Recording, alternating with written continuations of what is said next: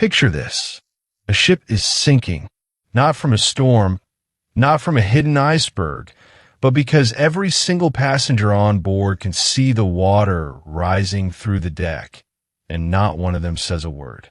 They watch each other's calm faces and decide, silently, that if no one else is panicking, there must be nothing to panic about. They drown together in polite, coordinated silence. Psychologists have a name for this. They call it pluralistic ignorance. A room full of people, each one privately terrified, each one convinced everyone else must know something they don't. Nobody moves first. Nobody says the thing they're actually thinking. And the group sinks together exactly the way it would have sunk alone, except now it feels safer because at least they're sinking as one. Friedrich Nietzsche spent his entire life studying this exact phenomenon, decades before psychologists had a name for it. He didn't call it pluralistic ignorance. He called it something colder and far more personal. He called it the herd, and he believed almost every human being you will ever meet, possibly including you, is a member of it. This is a video about why the crowd is far more dangerous than it looks, why following it feels safe while quietly destroying you, and what Nietzsche believed it actually takes to walk away from it. Let's begin with the uncomfortable part. You are, right now, running on beliefs you never chose. Not all of them, but more than you'd like to admit. The certainty that a certain career path means success. The instinct to check how many people like something before deciding if it was good. The quiet fear of saying an unpopular opinion out loud, even in a room of friends. The assumption that if everyone around you believes something, it's probably true. None of these were reasoned into existence.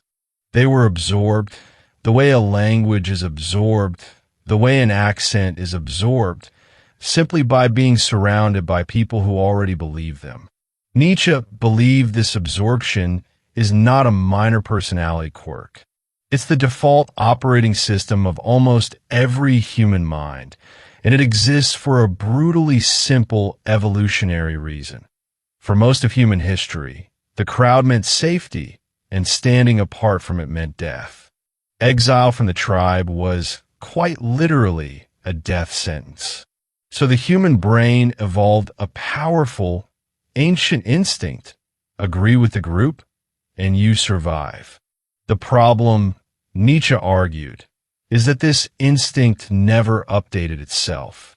It's still running exactly as it did tens of thousands of years ago, even though disagreeing with the crowd today rarely gets you killed. It just gets you uncomfortable. And the human mind, wired for survival rather than truth, treats discomfort and danger as nearly the same thing. This is why so few people ever say the thing they're actually thinking in a meeting, a classroom, a family dinner. Not because they lack the thought, because some ancient part of their brain is quietly screaming that disagreement equals danger. Nietzsche called the people who live entirely governed by this instinct the herd. And he made a claim that still unsettles people today, that most of what we call morality, most of what we call being a good person, is not the product of careful ethical reasoning. It's the product of herd instinct dressed up in respectable language. Here's how he explained it. The herd cannot tolerate anyone standing above it, because a person standing above it makes the herd's own smallness visible by comparison. So the herd invents values that punish standing out and reward blending in. Ambition becomes arrogance. Confidence becomes ego. Independent thought becomes not a team player. Wanting more for your life than the people around you becomes, somehow, selfish. None of these labels are neutral observations. Nietzsche believed they are defensive weapons, designed, whether consciously or not, to pull anyone who is rising back down to the herd's own level, where everyone feels safe again because everyone is equally unremarkable. This is the real danger of the crowd. It's not that it makes bad decisions occasionally.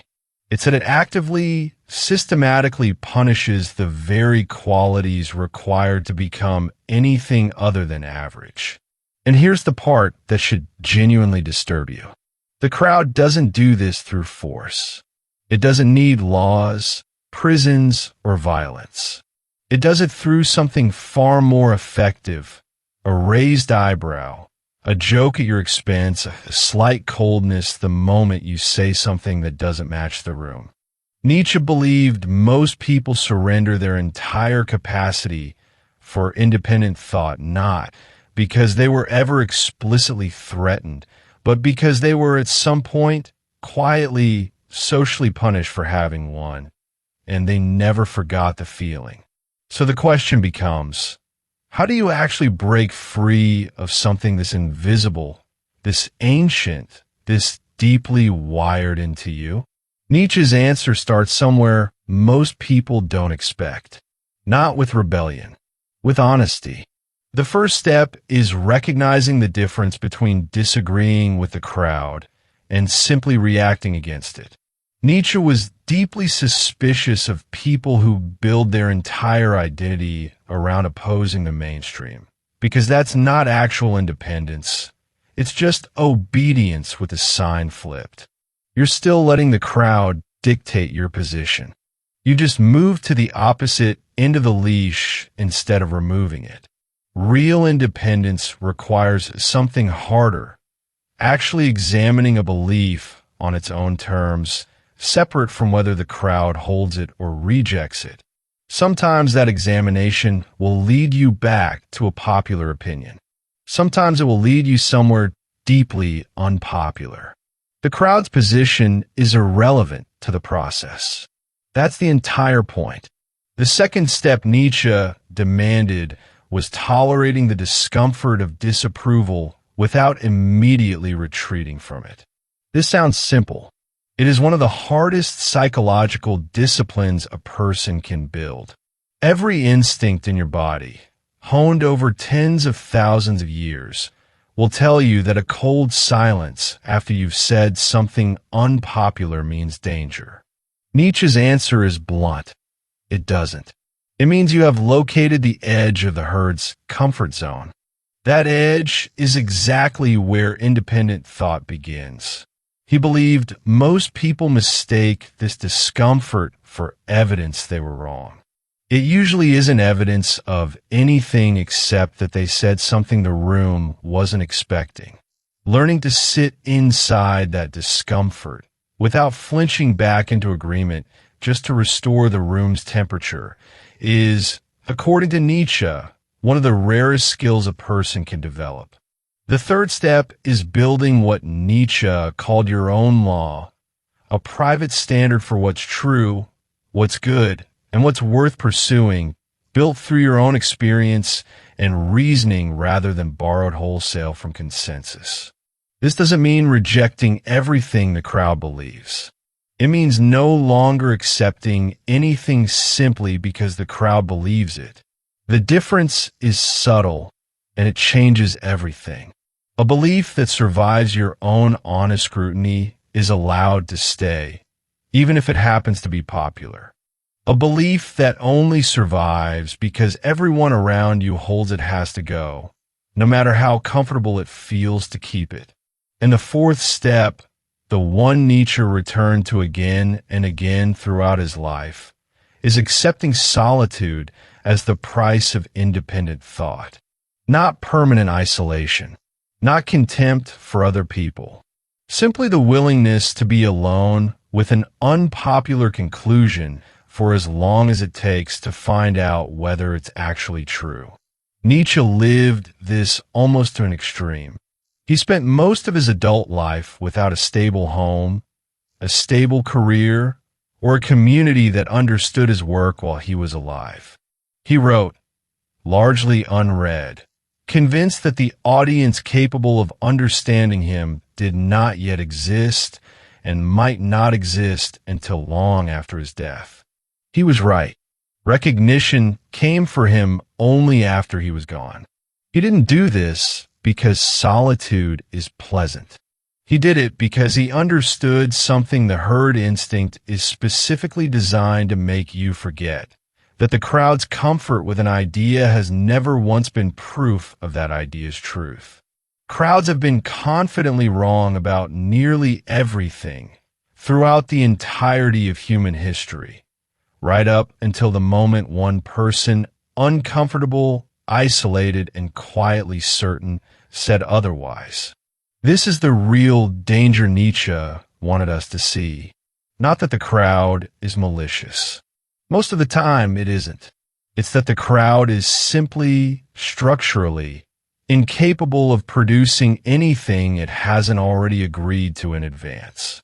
Every genuine advance in thought, art, science, and character has come from someone willing to stand slightly outside the group, tolerate its disapproval, and trust their own honest reasoning over its comfort. This doesn't mean you should disagree with everyone around you as a matter of principle. That's just another costume, another performance for an audience, the same trap, wearing a different face. It means the crowd's agreement should never be the reason you believe something, and the crowd's disapproval should never be the reason you stop. Somewhere right now, you're holding at least one belief you've never actually examined, simply because examining it would put you at odds with people whose approval you've quietly been relying on. Nietzsche's entire philosophy comes down to a single, uncomfortable invitation. Find that belief. Sit with it alone. And ask yourself, honestly for the first time, is this actually mine? Or is it simply the herd speaking through you and calling itself your own voice?